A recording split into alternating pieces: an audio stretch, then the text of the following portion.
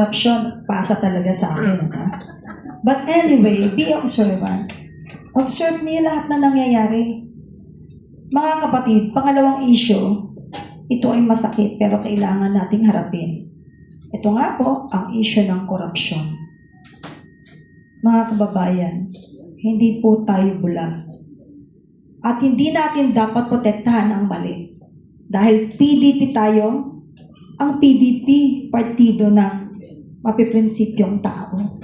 May prinsipyo tayo. The only party na may prinsipyo. Unahin natin, bali ako na pala ngayon ang host sa usaping korupsyon.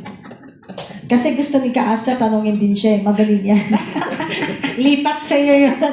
But anyway, umpisan natin sa ating VP for Luzon, si Ka-JE. Magandang umaga, Ka-JE. Maraming salamat ka, Penny. Congratulations, the Thank new you, thank VP you. for Luzon.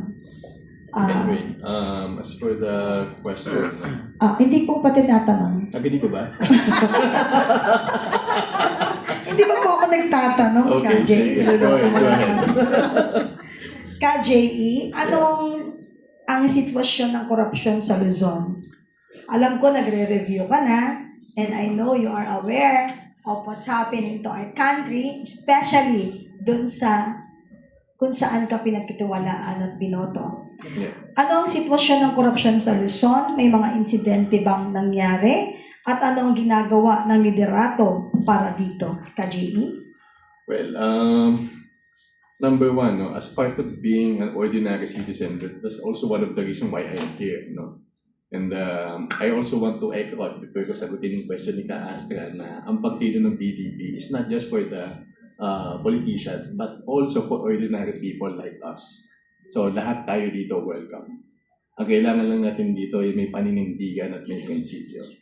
But going back to the question is, kung babalikan natin, yung first day ni, ni PBBM, ang unang-unang niyang ginawa, tinanggal yung PACC. PACC, di ba? Tapos ang question niya, sa mga previous statements niya is, bakit tayo napunta sa ganito? Isn't it ironic na tinanggal? PACC is the Presidential Anti-Corruption Commission. Exactly. I mean, the PACC, correct me if I'm wrong, is an agency wherein they are the one who's auditing also yung mga corruption practices, not only for the president, but across all agencies. Am I right? Yeah.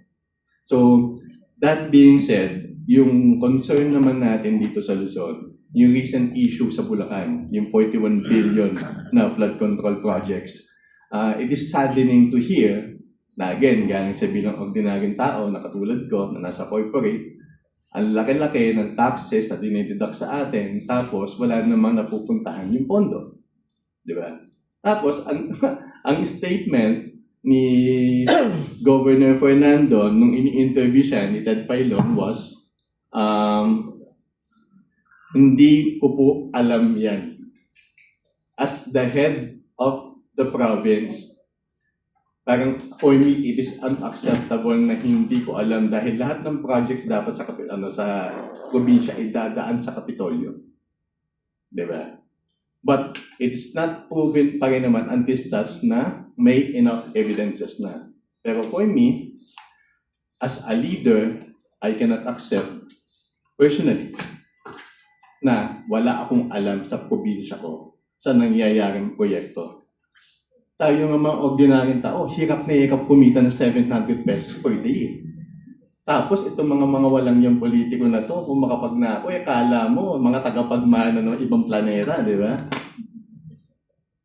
So, inaanyayahan namin kayo, mag-aalit kayo, wag lang sa social media.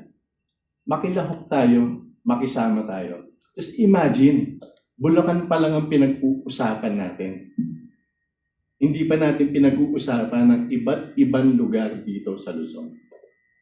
And kung hindi tayo kikilos ngayon, hindi tayo boboses, baka magulat na lang tayo, baka hindi lang trilyon na maging utang natin. Diba? Ayun, Karen. Maraming salamat, JE. Parang daman-daman ko yung your crying heart.